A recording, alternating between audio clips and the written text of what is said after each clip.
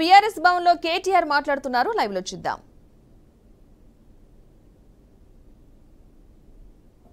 ఆగమాగం పనులు స్టార్ట్ చేసి వద్దనంగా గేట్లు బిగించారు సార్. ఫుల్ ఫ్లో వస్తుంది, వరద వస్తుంది అని చెబితే వినకుండా ఇవాళ తొందరగా పూర్తి చేయాలని చెప్పి మాకు ఆదేశాలు పైనుండి వచ్చినాయి.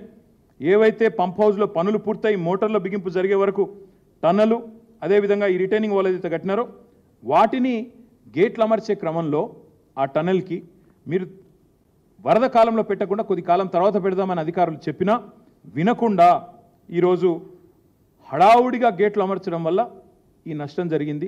మొత్తం ఆ వీడియోలో మీకు చూపెడదాం అనుకున్న వీడియో కూడా మీరు అందరు చూసే ఉంటారు. సోషల్ మీడియాలో ఇప్పటికే విస్తృతంగా తిరుగుతూ ఉంది ఆ వీడియో. తప్పకుండా నేను మిమ్మల్ని ప్రభుత్వాన్ని అడిగేది, ఇంజనీర్ల పర్యవేక్షణ లేకుండా, పురపాలక శాఖ అజమాయిషీ లేకుండా ఈ రకమైన ప్రమాదం ఏదైతే జరిగిందో, అదృష్టవశాత్తు కూలీలు షిఫ్టులు మారే టైంకి ప్రమాదం జరిగింది. లేకపోతే అక్కడ ఎంతమంది మరణించేవారో లెక్క కూడా లేదు. అంత పెద్ద ప్రమాదం ఇది. 2 ఎక్స్పాన్షన్ జాయింట్ల మధ్యన ఉన్న రిటైనింగ్ వాల్ మొత్తం కొట్టుకుపోయింది. అందుకే నేననేది, మా పార్టీ అనేది, ఈరోజు మంచి జరిగితే మా ఖాతాలో వేసుకోవాలా, చెడు జరిగితే మాత్రం వాళ్ళ ఖాతాలో వేయాలనే చిల్లర ప్రయత్నం ఏదైతే ఈ ప్రభుత్వం చేస్తుందో ఇది పూర్తి స్థాయిలో ఈ ప్రభుత్వం యొక్క వైఫల్యం. ఎందుకంటే 9వ నెల ఈ ప్రభుత్వం వచ్చి 8 నెలలు పూర్తయింది. 9వ నెలలో అడుగుపెట్టారు.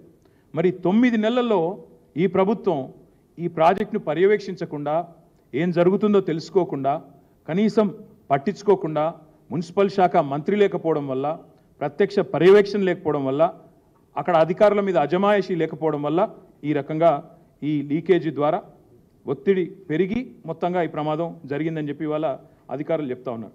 ఒక్క మాట మాత్రం పక్కాగా చెప్పాలా, ఇది 100% this is the failure of the chief minister. ఇందులో ఎవరి ఫెయిల్యూర్ కాదు. పక్కాగా మున్సిపల్ శాఖ తన దగ్గరే పెట్టుకొని ఆ శాఖను గాలి కొదిలేసిన ముఖ్యమంత్రిదే దీని ప్రధానమైన బాధ్యత.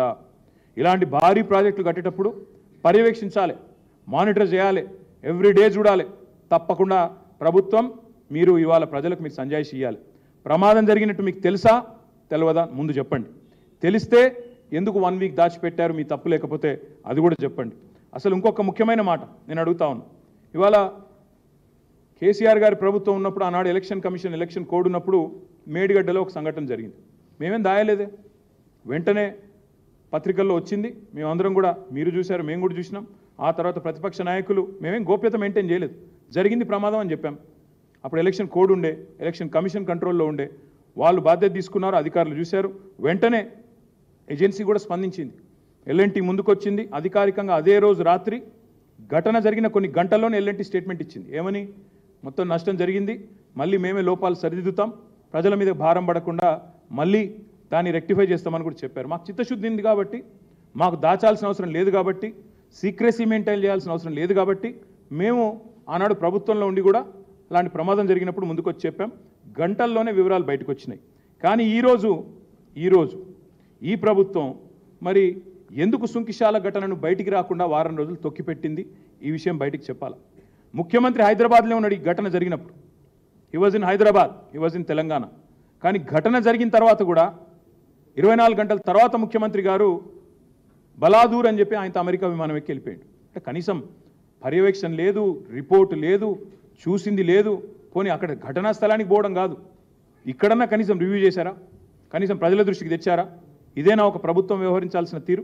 అందుకే మేము డిమాండ్ చేసేది, మరి మీకు చిత్తశుద్ధి ఉంటే ఈ ప్రభుత్వానికి, ఏ ఏజెన్సీ అయితే ఈ పనులు చేస్తూ ఉందో, ఏ ఏజెన్సీ అయితే ఈ పనులు చేస్తుందో వెంటనే ఆ ఏజెన్సీని బ్లాక్ లిస్ట్లో పెట్టండి. మీకు చిత్తశుద్ధి ఉంటే ఈ ప్రభుత్వానికి, వీఆర్ డిమాండింగ్, వెంటనే బ్లాక్ లిస్ట్లో పెట్టండి. వాళ్ళు మళ్ళీ ఒక వర్క్ కూడా ఈ రాష్ట్రంలో చేయడానికి వీలు లేకుండా ఏ డిపార్ట్మెంట్ అయినా, ఇంజనీరింగ్ డిపార్ట్మెంట్ కఠినమైన చర్యలు తీసుకోవాలని చెప్పి మేము డిమాండ్ చేస్తూ ఉన్నాం. ఇవాళ ఉప ముఖ్యమంత్రి గారు ఏదో పోతున్నారు సైట్కి అని చెప్పారు. నేను ఉప ముఖ్యమంత్రి గారిని డిమాండ్ చేస్తూ ఉన్నా, ఎంతసేపు వేరే వాళ్ళ మీద నిందలు మోపి తప్పించుకుంటామంటే కుదరదు. మీ ప్రభుత్వానికి చిత్తశుద్ధి ఉంటే 9 నెలలు ఈ ప్రాజెక్ట్ని ఎందుకు పక్కకు వారేసిండ్రు, ఎందుకు ప్రమాదం జరిగితే వారం రోజులు దాచిపెట్టినరు, ఎందుకు సోషల్ మీడియా ద్వారా బయటికి వచ్చిన తర్వాత ఎందుకు మీ ప్రభుత్వం ఇవాళ దిద్దుబాటు చర్యల్లో భాగంగా కేసీఆర్ ప్రభుత్వం మీద నిందలేస్తున్నదో చెప్పాలి. నిజంగానే ముఖ్యమంత్రికి తెలియకపోతే అది కూడా చెప్తా ఉన్నాను. నిజంగానే ముఖ్యమంత్రికి తెలియదు ఈ రోజు వరకు అనుకుంటే, నిన్నటిదాకా సోషల్ మీడియాలో వచ్చేదాకా అనుకుంటే, మరి ఈయనకు పరిపాలన మీద పట్టుందా? ఆయన డిపార్ట్మెంట్లో తాను పరిపాలిస్తున్న రాష్ట్రంలో ఇంత పెద్ద సంఘటన జరిగితే ముఖ్యమంత్రికి తెలియదు అని కనుక ఉప ముఖ్యమంత్రి చెప్తే అంతకంటే సిగ్గుచేటు ఉంటుందా? ఆలోచించండి. ఒకవేళ తెలిసి కూడా 24 గంటలు సమీక్ష చేయకుండా పట్టించుకోకుండా ముఖ్యమంత్రి విమానం ఎక్కి వెళ్ళిపోయిందంటే అంతకంటే బాధ్యతారాహిత్యం ఉంటుందా అని నేను అడుగుతా ఉన్నాను. ఈ ప్రాజెక్టు పనుల్లో పర్యవేక్షణ వైఫల్యం, జవాబుదారీతనం లేకపోవడం, మళ్ళీ మీదికెళ్ళి మా మీద దాడి, చిల్లర విమర్శలు, లేకి మాటలు. ఈ ఎట్లుందంటే వీళ్ళ కథ, మంచి జరుగుతూనేమో వాళ్ళ ఖాతాలకు. కేసీఆర్ ప్రభుత్వం నోటిఫికేషన్లు ఇస్తుంది, కేసీఆర్ ప్రభుత్వం పరీక్ష పెడుతుంది, కేవలం కాగితాలు ఇచ్చే పని మాత్రం మిగిలిపోయింది. కోర్టు అడ్డం వచ్చింది, ఏదో కోర్టులో స్టే వస్తే ఆగిపోయింది. ఆ ఉద్యోగాలేమో నేను ఇచ్చినా అని చెప్పి డబ్బా కొట్టుకుంటారు. మేమిచ్చిన ఉద్యోగాలను బడ్జెట్లో స్పీచ్లు కొడతారు. కానీ ఈ ప్రాజెక్టు మాత్రం ఇవాళ ఏదో చిన్న సంఘటన జరిగింది, ప్రాజెక్టులో జరుగుతుంటాయి. కానీ పర్యవేక్షించాల్సింది, మానిటర్ చేయాల్సింది, బాధ్యులుగా చర్యలు తీసుకోవాల్సిన ప్రభుత్వం మళ్ళీ 9 నెలల కింద 10 నెలల కింద ఉండే ప్రభుత్వాన్ని నిందించి బాధ్యత నుంచి తప్పించుకునే ప్రయత్నం ఏదైతే చేస్తూ ఉందో ఇది సిగ్గుచేటు.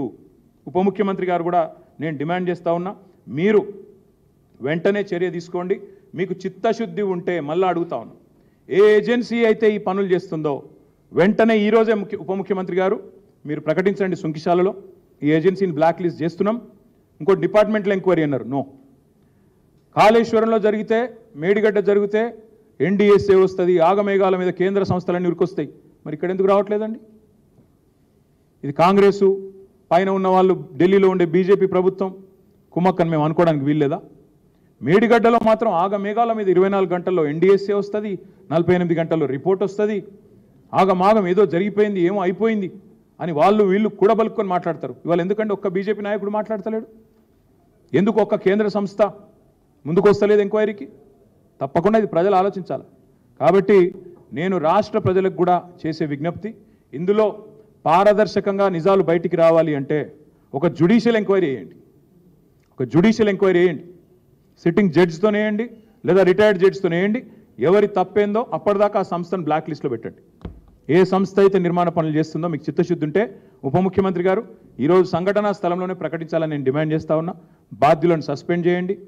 ముఖ్యమంత్రి ఎవరైతే ఇవాళ పురపాలక శాఖ నిర్వహిస్తున్నాడో మరి ఆయన చాతగాంతనం, ఆయన అసమర్థత, ఆయన ఫెయిల్యూర్ మొత్తం ప్రజలకు కొట్టొచ్చినట్టు కనబడతా ఉంది. ముఖ్యమంత్రి గారు కూడా బాధ్యత తీసుకోవాలా, తప్పకుండా ముందుకు వచ్చి వారు కూడా వెంటనే స్పందించాలని చెప్పి కూడా నేను డిమాండ్ చేస్తూ, ఈ విషయంలో బీఆర్ఎస్ మీద నిందలేసి తప్పించుకునే ప్రయత్నం చేస్తే బట్టగాల్చి మీదేసి తప్పించుకుంటామంటే కుదరదు. ప్రజలకు అన్ని విషయాలు తెలుసు అనే మాట కూడా నేను వారికి విజ్ఞప్తి చేస్తాను.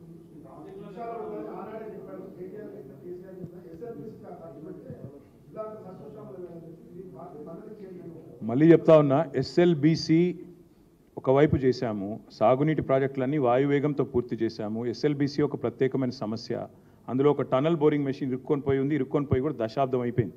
కాబట్టి ఆ పనులు కూడా ముందుకు తీసుకొని పోయాము ఆనాడు కేసీఆర్ గారి నేతృత్వంలో, అది కూడా పూర్తి చేసే వాళ్ళమే. ఉదయ సముద్రం ట్రయల్ రన్ కూడా పూర్తి చేశాం నల్గొండ